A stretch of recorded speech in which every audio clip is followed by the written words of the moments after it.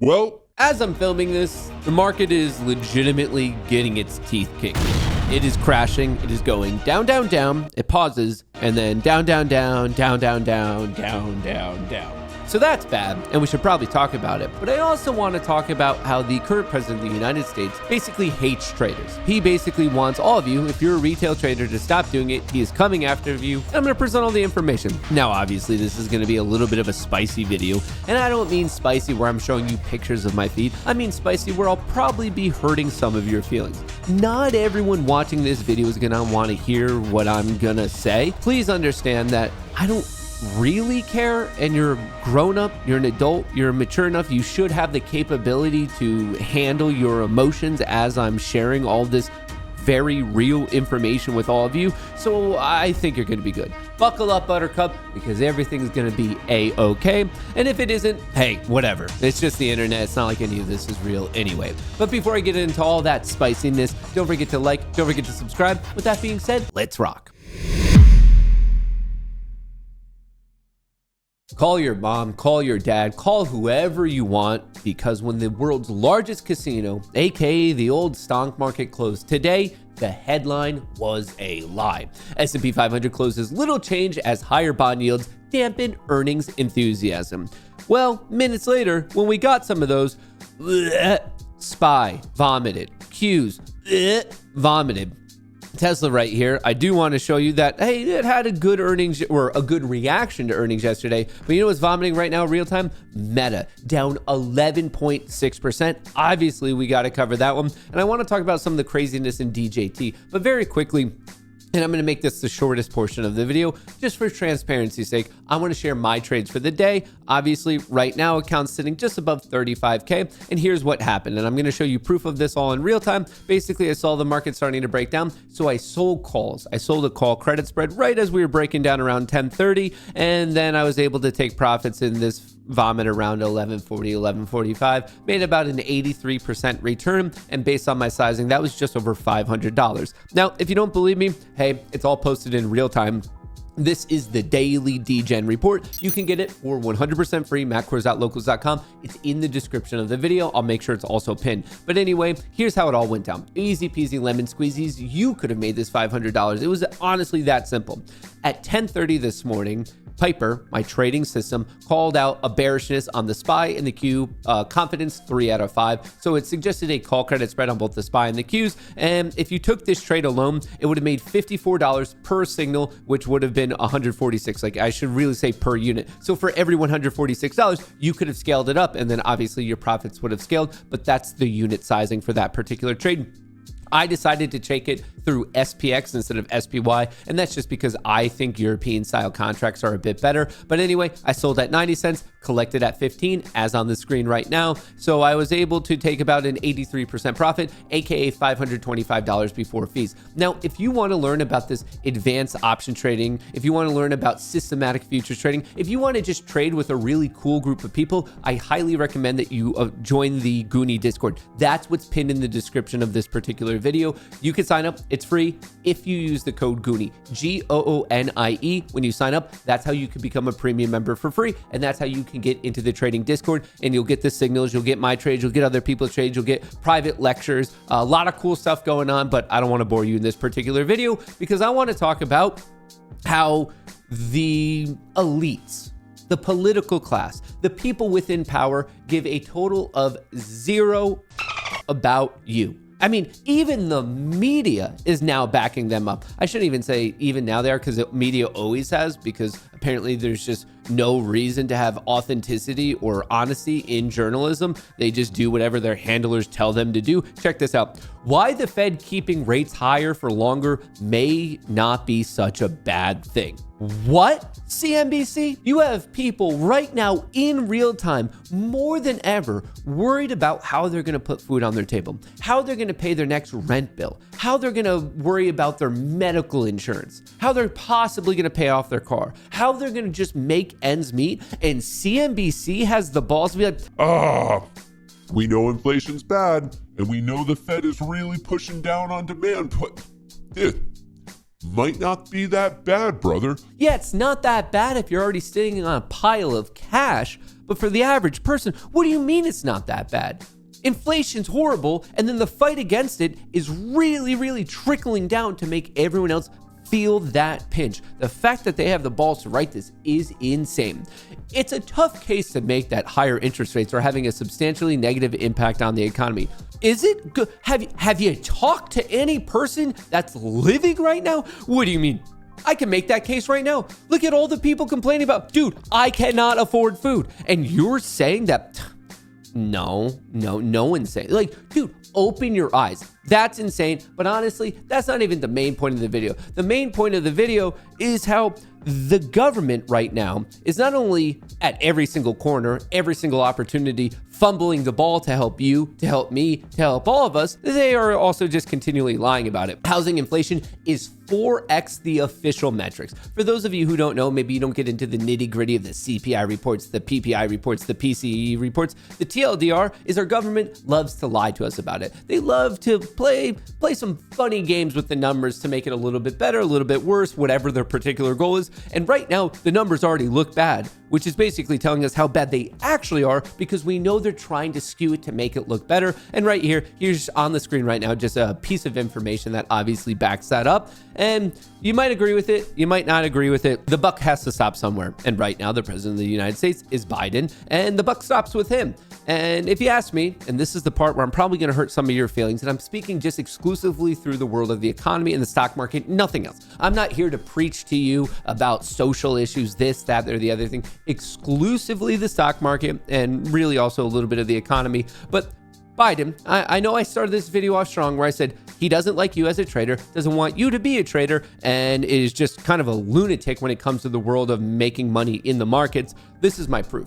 President Biden proposes a 44.6% capital gains tax, the highest in history. That's what this guy wants to push through. The proposal also includes a 25% tax on unrealized gains for high net worth individuals. Couple things to get into. First of all, 25% tax on unrealized gains, as in you invest in something, it goes up. And just by the fact it goes up, you didn't sell. It was unrealized. You have to pay taxes on it. That's insane. Now you might be thinking, oh, but Matt, that's just the high net worth. That's not going to impact me. I'm not high net worth. Who cares? They're billionaires. They could pay up. Okay. Name me one time in history of US taxes that they didn't start with some absurd taxing and then all of a sudden they applied it to everyone. It happens time and time again. If you think that they're just going to stop at the richest and this will not impact you, I have a bridge to sell you. That's insane. And what you might agree with that, you might disagree with it. If you disagree with it, you're obviously wrong. But if you do say, oh, that's crazy. Okay, in real time, this suggestion from Biden of 44.6%, this is the highest. Carter was around 40. At some points, it's around 15. It jumps up. Here's a graph on the screen of what's going on. This is the highest in history. They don't want you. This is another piece of evidence, not necessarily left or right, because I think it happens on left and on right. It's really the elitists versus the populace. They are doing everything in their power to stop you from even getting one step ahead. All of a sudden, you learn about the market, you're taught to invest early, you're great, this is financial freedom. They're even trying to take that away from you. 44%, basically half of what you make, the government's like, thank you. Thank you. And this is crazy. It's one thing if the government was using our money well, but I just want to remind everyone here, right now, debt, 34.7 trillion, deficit, 1.5 trillion. It's growing. Name a good time we use money. Right now, I look around, I see in the US, veterans in need, homeless people in need. I see a lot of problems, poor education system. So we can't fix any of that. They'll take more and more money. They're not going to fix our problems. Horrible roads, homeless, veterans in need, list goes on and on. Poor education. But then we can send hundreds of billions to fight wars that we're somehow funding both sides. We don't want to be involved in it, as in the voting populace, but yet we find hundreds of billions to send elsewhere. And then they want more money from us, and then yet it's worse off for us. I mean, I know I'm not a smart person, but someone's going to have to explain to me how that all adds up. And I don't think it's the craziest thing of how we even got here, because these are literally the people in power. This is the president just yesterday. Biden reading from his teleprompter. 4 more years, pause. It's completely staged. This is the guy leading the country who's like, yeah, everyone should pay me half of the money that they're making in the market. He's so dumb. He's so out of it that he's reading the stage directions from his speech. Don't believe me? Give it a listen. Imagine what we can do next. 4 more years. Pause. 4 more years. 4 more years. 4 more years. 4 more years. Pause. Pause for applause. He said that. That happened. We've elected a guy whose brain is breaking. It doesn't make me happy to say this because he's the leader of the free world. We've elected a guy in power right now does not have the mental facilities to be in power. Now, I'm not saying we have another phenomenal option. I think it's the lesser of two evils, but this is crazy, folks. And it just keeps getting worse and worse and worse because his brain keeps breaking and breaking and breaking. In a sense, I don't know why we're surprised by Trump. How many times does he have to prove we can't be trusted? How many times does he prove that Biden can't be trusted? A little bit of a Freudian slip. I don't think he meant to do it, but that's another example. He does and says a lot of things that he doesn't intend to do because he's over 80 years old. His brain is fried. It's scrambled eggs, brother. He's just letting it rip. Why? Maybe, I don't know.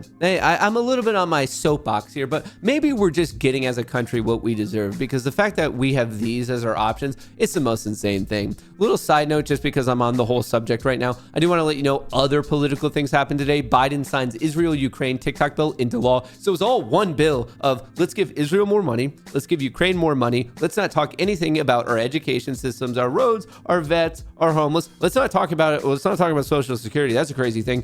So let's send more money over, and then let's also ban TikTok. Let's do that. So right now, TikTok has about a year. Obviously, TikTok has vowed to challenge the measure legally. It's not going to just all of a sudden turn off. It's going to take quite a bit of time. We'll see how the legal system handles it, who wins, who doesn't win. And if they even just choose to sell it, they might do that. So if you're watching this, especially if I have younger viewers or just anyone who likes TikTok, don't think that you're waking up tomorrow and TikTok's going to go bye-bye, just so you know.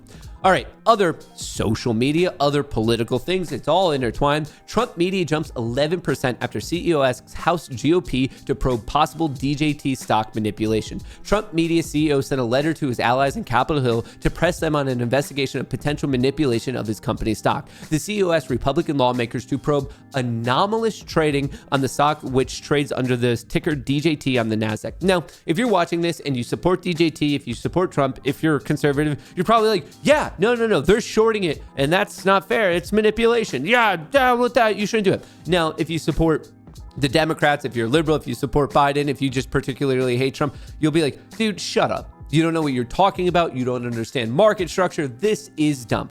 I'm hearing both sides, and in all reality, I don't know. I'm not the person who is or isn't manipulating, but I do have one thing to share with you.